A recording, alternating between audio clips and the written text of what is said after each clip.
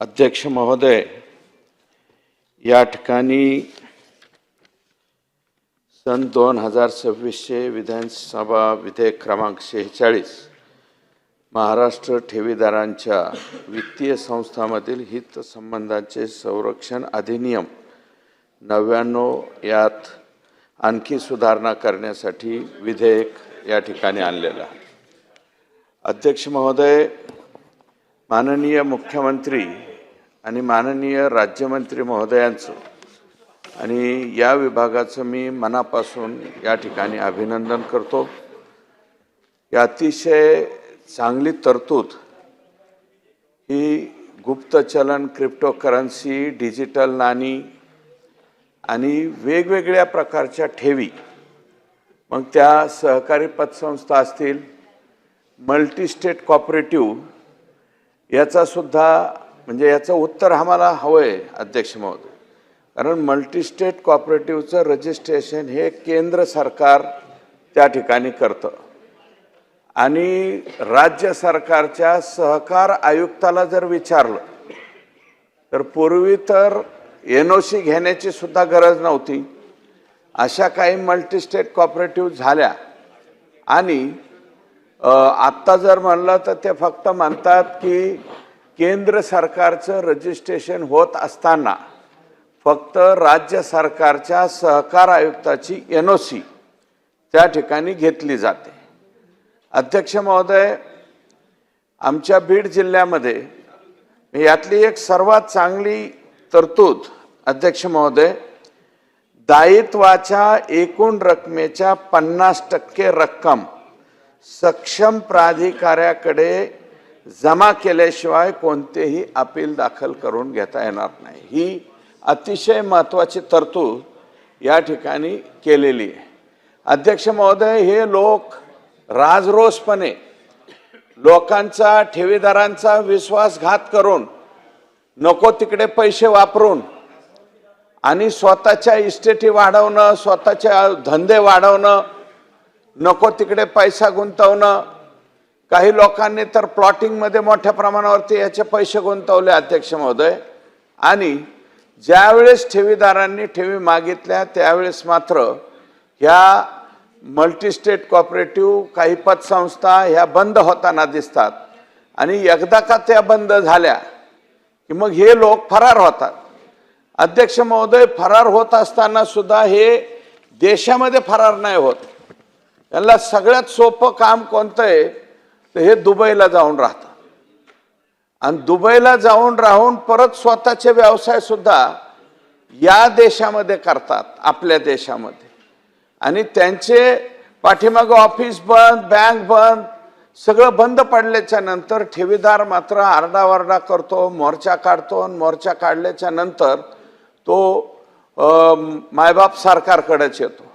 मग सरकार त्याच्यामध्ये काय म्हणतंय की आम्ही वेगवेगळ्या एजन्सीज आहेत, EOW आहे, EOW गुन्हा दाखल करतं, काही वेळा काही प्रकरणामध्ये मोका सुद्धा लागतो, काही प्रकरणामध्ये मग 100 कोटीच्या वरची ठेवी असेल तर ते प्रकरण ईडीकडे जातं आणि ईडीकडे गेल्याच्या नंतर पुन्हा NCLTकडे जातं।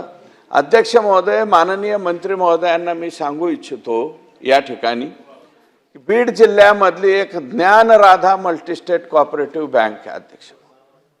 या ज्ञानराधा मल्टीस्टेट कोऑपरेटिव्ह बँकेचे 2,600 कोटी रुपये 6.5 लाख ठेवीदारांचे त्या ठिकाणी बुडाले अध्यक्ष महोदय।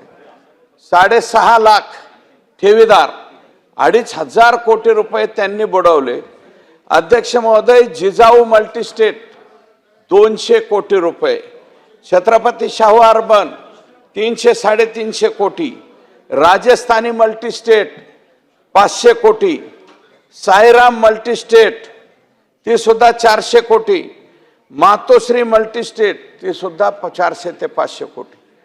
अध्यक्ष महोदय, जेवढा पैसा रेल्वेच्या भूसंपादनाचा आलता, जेवढा पैसा तलावाच्या भूसंपादनाचा आला, नॅशनल हायवे 11 बीड जिल्ह्यामधून गेले, त्याचे जेवढे पैसे मिळाले हे सगळे पैसे लोकांनी अध्यक्ष महोदय या मल्टी स्टेट कोऑपरेटिव्हमध्ये ठेवलं. एक नाही, नावं बघा किती सुंदर आहेत अध्यक्ष महोदय. ज्ञानराधा, जिजाऊ, छत्रपती शाहू आरबान, राजस्थानी, साईराम, मातोश्री, म्हणजे यांनी नावं ठेवताना सुद्धा अध्यक्ष महोदय फार चांगली नावं ठेवली. याच्यामध्ये जिजाऊ माँसाहेबांचं सुद्धा नाव, शाहू महाराजांचं नाव, साईराम, सगळे अशी नावं ठेवले अध्यक्ष महोदय. ह्या जिजाऊ यापैकी ज्ञानराधा मल्टीस्टेटचं उदाहरण म्हणून मंत्री महोदयांना सांगू इच्छितो. अध्यक्ष महोदय, UOWनी त्याच्यामध्ये गुन्हा दाखल केला. त्याच्यानंतर MPID कायदा लागला, मोका लागला तिकडं पण. त्याच्यानंतर CBI सुद्धा याच्यामध्ये आली. CIDने सुद्धा छापेमारी केली. CIDने सुद्धा काही प्रॉपर्टीज ताब्यात घेतल्या. नंतर काही लोक व्हेंडर जे आहेत, ज्यांचे 1000-1200 कोटी रुपये याच्यामध्ये गुंतले अध्यक्ष महोदय, ते लोक NCLT मध्ये सुद्धा गेले. आणि अध्यक्ष महोदय, नंतर 100 कोटीपेक्षा जास्त असल्यामुळं EDची सुद्धा एंट्री त्याच्यामध्ये झाली. माझी या बिलाच्या माध्यमातून माननीय मंत्री महोदयांना, राज्याच्या मुख्यमंत्री महोदयांना एकच विनंती अध्यक्ष महोदय, या ज्ञानराधा किंवा आणखी ज्या कोणत्या मल्टी स्टेट आहेत यांच्या प्रॉपर्टीज ताब्यात घेतलेल्या आहेत अध्यक्ष महोदय. ही ज्ञानराधा मल्टी स्टेट तर फक्त बीड जिल्ह्यापुरती मर्यादित नाहीये. अर्जुनराव खोतकर साहेब या ठिकाणी बसलेले आहेत. जालन्याचे सुद्धा मोठ्या प्रमाणावरती पैसे, जालना जिल्हा, संभाजीनगर जिल्हा, बीड जिल्हा, लातूर जिल्हा आणि अहिल्यानगर जिल्हा, जवळपास या 5 जिल्ह्यामधले हे 2500 कोटी रुपये या बँकेचे गुंतलेले आहेत.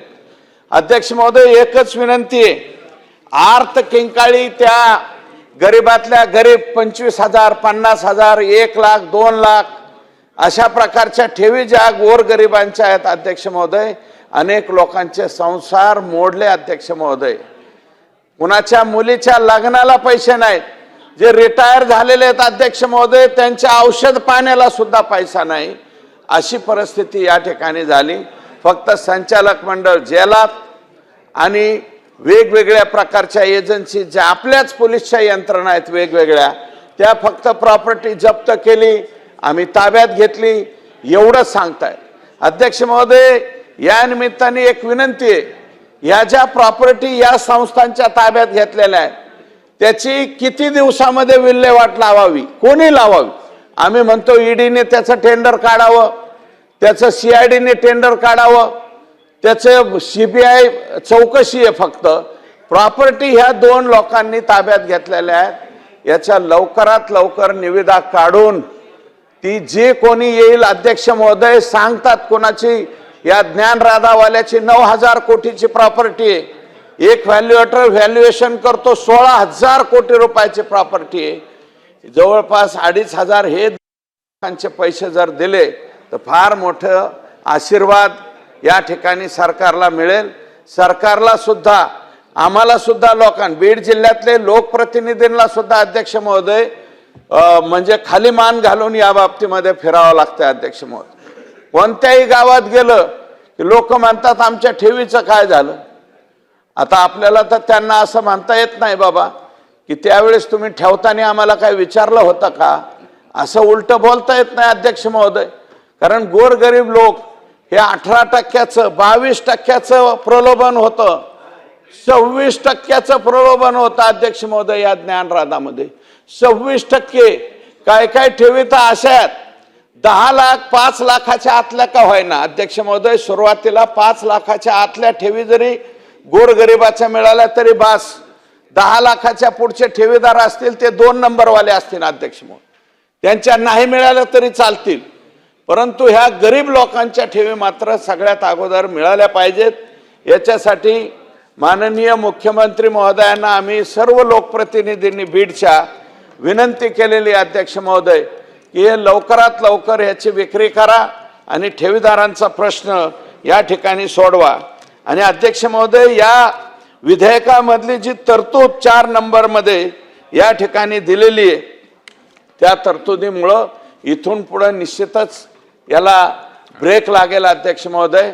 आणि माझं म्हणणं आहे अध्यक्ष महोदय की याला काही कालावधी, मंत्री महोदयांना माझी विनंती आहे की प्रॉपर्टीज ताब्यात घेतल्याच्या नंतर मग EOWने ताब्यात घेऊ, CIDने ताब्यात घेऊ, MPID ऍक्ट म्हणजे आपला कायदा आहे अध्यक्ष महोदय, MPID त्याच्या अंतर्गत जर लवकरात लवकर याचं विक्री केली तर लवकरात लवकर पैसे मिळू शकतात अध्यक्ष महोदय. म्हणून एकदा का त्यांच्या प्रॉपर्टी ताब्यात घेतल्याच्या नंतर ते किती दिवसामध्ये या विक्री करून जेवढ्या पैशाला जाईल तेवढ्या पैशाला निदान त्याची 50% रक्कम आली तरी ठीक आहे अध्यक्ष महोदय. साधारणतः 4,000 ते 5,000 कोटी रुपये लागणार आहेत ह्या ज्ञानराधा सारख्या मोठ्या याला. त्याची प्रॉपर्टी भरपूर असेल तर कोणी बी घेईल ना, इन्व्हेस्ट करणारा घेईल अध्यक्ष महोदय. तिरुमला नावाचा तेलाचा ब्रँड होता, तिरुमला एडिबल ऑइल. अगदी सचिन पिळगावकरांची जाहिरात, नाना पाटेकरांची जाहिरात. आता सचिन पिळगावकरांनी तेल लावलं म्हणले, खाल्लं म्हणले, आम्ही बी खाणारच ना. लोकांनी खाल्लं, महाराष्ट्रातल्या लोकांनी खाल्लं, पार तिकडं पश्चिम बंगालपर्यंत सुद्धा त्यांची ख्याती लाभली. परंतु अध्यक्ष पाम तेल पण होतं त्यांचं आणि एडिबल ऑइल आणि नंतर हेअर ऑइल सुद्धा. आता माझं ट्रक्कल झालेलं आहे त्याच्यामुळं मला काय सध्या आवश्यकता नाही, परंतु हेअर ऑइल सुद्धा पूर्ण देशामध्ये यांचं प्रसिद्ध झालं होतं अध्यक्ष महोदय. आणि हा नेमका ठेवीदारांचा पैसा यांनी स्वतःच्या उद्योगासाठी तिकडे वापरला. हे लोक जेलमध्ये आहेत अध्यक्ष महोदय, हे जेलमध्ये राहू नाही तर आणखी कुठेही राहू, परंतु यांच्या प्रॉपर्टीज काही कालावधीमध्ये विक्री करा अध्यक्ष महोदय. गोरगरिबांच्या लोकांचे पैसे लवकरात लवकर त्या ठिकाणी परत करावे आणि या कायद्यामध्ये तरतूद चांगली आणली. आणखी एक तरतूद करावी अध्यक्ष महोदय. जप्त केलेल्या प्रॉपर्टीज वर्षभराच्या किंवा 1.5 वर्षाच्या आतमध्ये त्यांची विक्री करून जेवढे पैसे येतील तेवढेच्या तेवढे पैसे या गोरगरीब ठेवीदारांचे द्यावेत. सगळ्यात कमी ठेवी असलेल्या रकमाची अगोदर द्यावे आणि जास्त पैशावाल्यांना उशिरा द्यावं, अशा प्रकारची सुद्धा तरतूद या कायद्यामध्ये करावी, अशा प्रकारची विनंती करतो आणि या ठिकाणी थांबतो.